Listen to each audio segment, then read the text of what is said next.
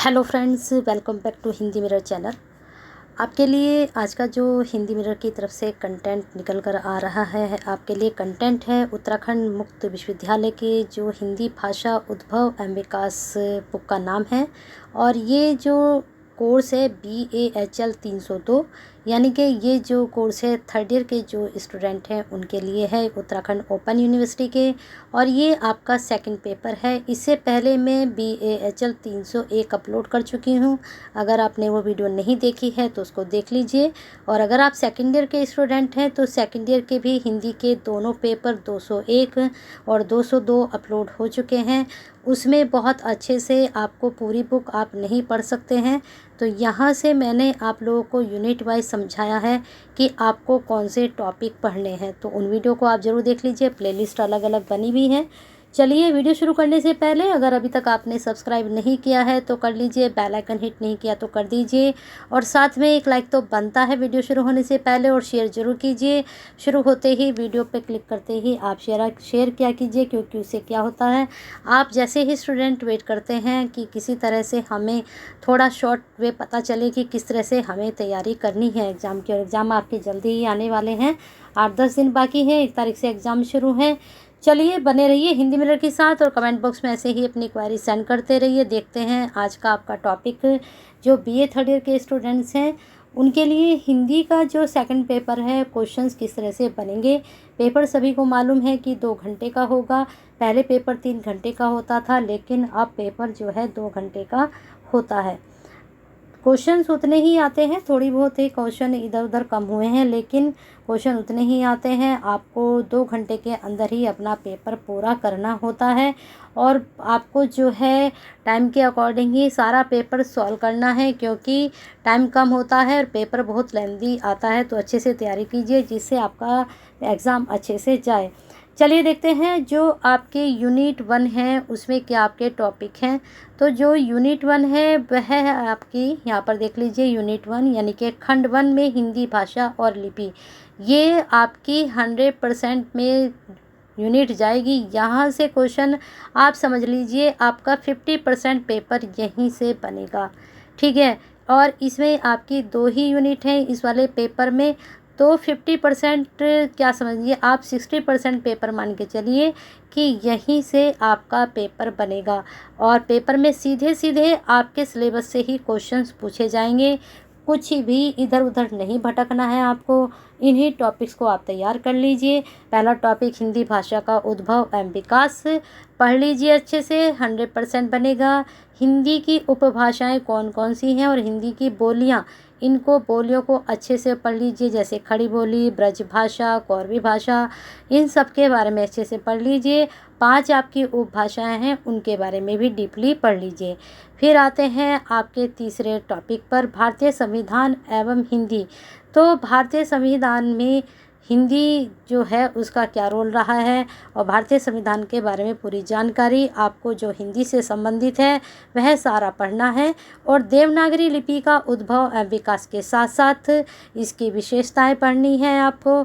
साथ में जो है नामकरण के बारे में पढ़ना है, और जो इसकी वैज्ञानिकता है उसके बारे में भी पढ़ना है। यहाँ से इन तीनों टॉपिक से भी आपके क्वेश्चंस बनेंगे। तो 5 टॉपिक तो आपके देवनागरी से ही संबंधित हो गए, यहाँ पर हिंदी भाषा के उद्भव विकास से संबंधित हो गए, और यहाँ पर हिंदी भाषा और लिपि जो मैंने आपको बताया है, अच्छे से आप इसको देख लेना। अब आते हैं दूसरी यूनिट पर, आपकी हिंदी भाषा विज्ञान। ध्वनि विज्ञान किसे कहते हैं, स्वर विज्ञान किसे कहते हैं, इनके भेद सारा अच्छे से पढ़ लीजिए। आगे भी 6 यूनिट जो आपकी जा रही है, 6 यूनिट में भी आपका जो है ध्वनि विज्ञान स्वर्णिम प्रक्रिया, यहाँ पर आपको इसके बारे में पढ़ना है। फिर इसकी प्रक्रिया के बारे में पढ़ना है। रूप विज्ञान किसे कहते हैं, अच्छे से पढ़ लीजिए। वाक्य संरचना किसे कहते हैं, अर्थ विज्ञान क्या है, अन्य व्याकरणिक इकाई जिसमें सर्वनाम है, संज्ञा है, विशेषण है, सबके बारे में अच्छे से पढ़ लीजिए।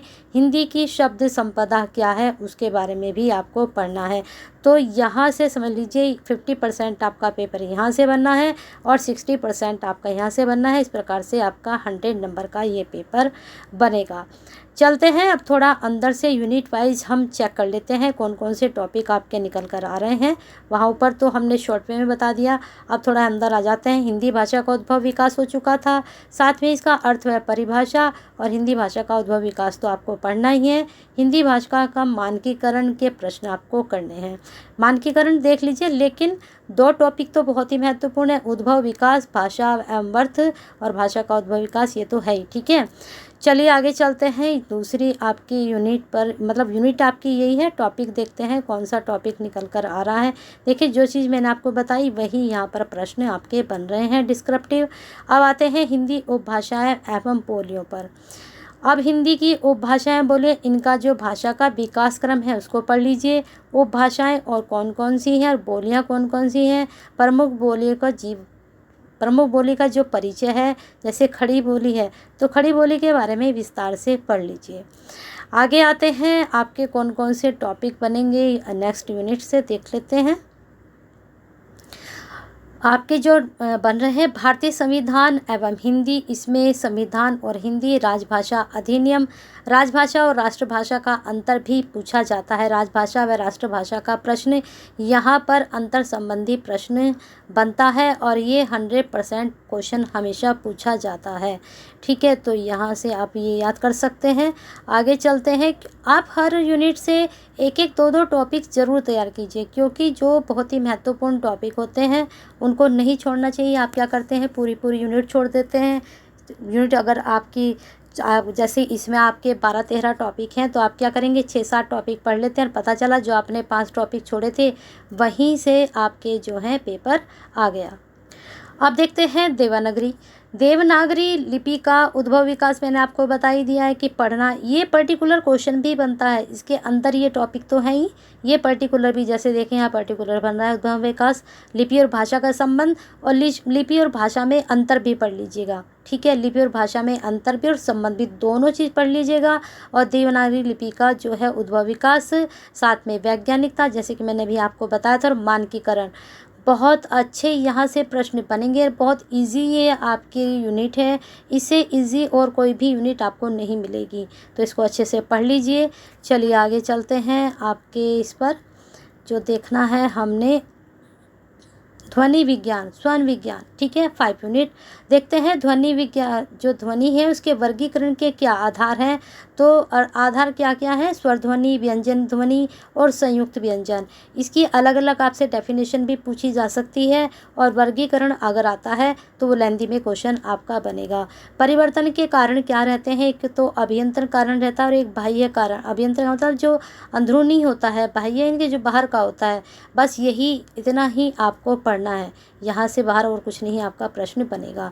चलिए आगे चलते हैं, आपकी 6 यूनिट पर। 6 यूनिट से आपके कैसे क्वेश्चन निकल कर आ रहे हैं वो हमने चेक करने हैं बुक में। बाकी डिस्क्रिप्टिव जो क्वेश्चन है वो आप चेक कर लीजिएगा।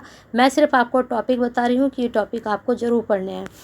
फिर आते हैं, ध्वनि प्रक्रिया किस तरह होती है, ध्वनि के वाक्य और उनके कार्य, ध्वनि गुण, मान स्वर। ठीक है, तो मान स्वर को अच्छे से पढ़ लीजिए। मान स्वर हर बार 100% पूछा जाता है, मान स्वर के बारे में आप अच्छे से पढ़ लीजिए, यहाँ से शॉर्ट क्वेश्चन भी आते हैं।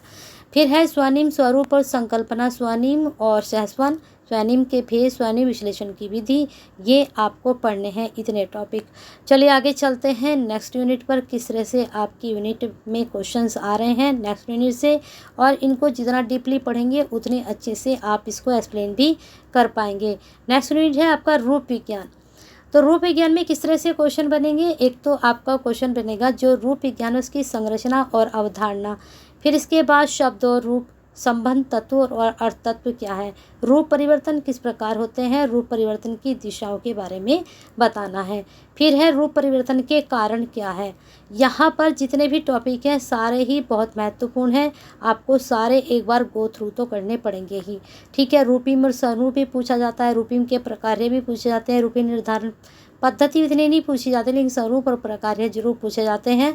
बाकी ऊपर मैंने आपको बता दिए हैं कि ये टॉपिक आपको तैयार करने हैं। चलिए नेक्स्ट यूनिट पर आपके चलते हैं, कौन सी नेक्स्ट यूनिट में आपके टॉपिक आ रहे हैं उन टॉपिक को देख लेते हैं एक बार, किस तरह से क्वेश्चन बनेंगे। वाक्य संरचना, वाक्य की परिभाषा, जरूर आ जाएगी। आपके वाक्य के अवधारणा के विविध आयाम जरूर आएंगे। वाक्य के मुख्य तत्व क्या हैं, वाक्य के भेद क्या हैं, वाक्य के परिवर्तन के क्या कारण हैं, कर लीजिए। प्रोक्ति की संकल्पना 100% क्वेश्चन हर बार पूछा जाता है। प्रोक्ति के प्रमुख भेद 100%, दोनों को बहुत ही कर लीजिए, वेरी इंपॉर्टेंट। यहाँ से प्रश्न जरूर बनेगा आपका। अब आते हैं नेक्स्ट यूनिट पर, आपके 9 यूनिट पर। देखते हैं कौन सा टॉपिक आपका 9 यूनिट में लिया गया है, फिर उसके अकॉर्डिंग ही हम प्रश्न को तैयार करते हैं। नेक्स्ट है आपकी अर्थविज्ञान। क्या है अर्थविज्ञान, उसका परिचय दीजिए, उसके शब्द और अर्थ का अंतर संबंध बताइए। ठीक है। अब आते हैं अर्थबोधन के साधन। भारतीय मत और पाश्चात्य मत दोनों को पढ़ लीजिए। ठीक है। अर्थ परिवर्तन किस प्रकार, अर्थ विस्तार, अर्थ संकोच, अर्थोदेश। ठीक है, ये आपको देखना है। ये परिवर्तन की दिशाएं पढ़ लीजिए, परिवर्तन चाहे ना पढ़े लेकिन ये भी पढ़ लीजिए, ये भी पढ़ लीजिए। और अर्थ परिवर्तन के क्या कारण हैं और क्या विशेषताएं हैं। कारण और विशेषताएं तो सभी की पढ़ना आप, क्योंकि यहाँ से 100% क्वेश्चन बनता है विशेषताओं से। और देवनागरी लिपि तो बिल्कुल भी कोई भी टॉपिक जो मैंने बताए हैं मत छोड़ना, वहाँ से आपका 100% क्वेश्चन आएगा।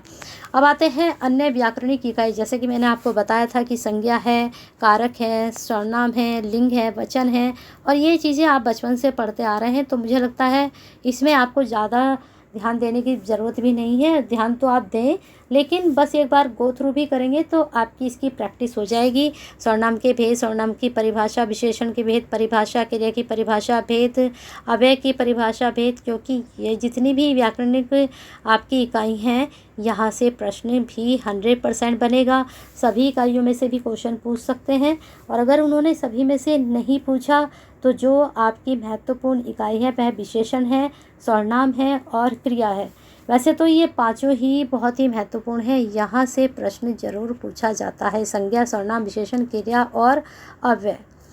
ठीक है, चलिए नेक्स्ट यूनिट पर आपके चलते हैं, किस तरह से आपके क्वेश्चंस निकल कर आ रहे हैं नेक्स्ट यूनिट में से देख लेते हैं। नेक्स्ट यूनिट आपकी कौन सी है। ये यूनिट काफ़ी लेंदी है और इसको आप जितना डीपली पढ़ेंगे, सबकी डेफिनेशन तो ज़रूर पढ़ लीजिए और इनके बारे में थोड़ा बहुत, इनके भेद, ठीक है, भेद, डेफिनेशन और अर्थ ज़रूर पढ़ लीजिए, प्रश्न ज़रूर बनेगा। 3 चीज़ें तो बिल्कुल गो थ्रू आपको करनी है। नेक्स्ट है हिंदी की शब्द संपदा क्या क्या होती हैं। तत्सम तद्भव आपको पता है, परिभाषा आती है तो बिल्कुल आप करके आइए। ठीक है, आपको पता है व्युत्पत्ति के आधार पर शब्द के भेद कितने होते हैं, ये आपको देखने हैं। तो इसमें होते हैं उपसर्ग, प्रत्यय, समास और द्विरुक्ति। अगर द्विरुक्ति भी नहीं पढ़ना है तो 3 तो जरूर पढ़ लीजिए, उपसर्ग, प्रत्यय और समास, ये तो बिल्कुल पढ़ लीजिए। और तत्सम तद्भव, देश विदेशी शब्द के बारे में पढ़ लीजिए। तत्सम शब्द क्या होते हैं, जो संस्कृत से एजेट लिए गए हैं। तद्भव जो हिंदी के शब्द हैं। देशज जो आपके क्षेत्रीय शब्द होते हैं, विदेशी जो बाहर से आए हैं। तत्सम जैसे कि मोर है, मोर क्या है, तद्भव है। लेकिन जो मयूर है वो संस्कृत का शब्द है, वो एजेट हमने तद्भव यानी कि हिंदी में प्रयोग किया है, तो वह तत्सम शब्द है। देशज शब्द जैसे कि गांव में बोले जाते हैं, क्षेत्रीय शब्दों में शब्द बोले जाते हैं। कोई भी आप एक शब्द ले सकते हो, जैसे रेहड़ है तो रेहड़ शब्द क्या है, देशज शब्द है। विदेशी शब्द जैसे कि इंस्पेक्टर हो गया आपका, इंस्पेक्टर क्या है, विदेशी शब्द है। रेलवे स्टेशन है, विदेशी शब्द है। तो इस तरह के, रेलवे स्टेशन नहीं, केवल स्टेशन। ठीक है, स्टेशन क्या है, रेलवे स्टेशन जो है आपका संकर शब्द में आएगा। जी है संकर शब्द, ये संकर शब्द में आएगा। संकर शब्द क्या होते हैं, जिसमें 2 भाषाओं के शब्द एक साथ होते हैं। अब जैसे स्टेशन है, स्टेशन क्या है, अंग्रेजी का शब्द है, और जो है रेलवे है वो हिंदी का शब्द है। तो इस प्रकार से संकर शब्द आपका बनता है।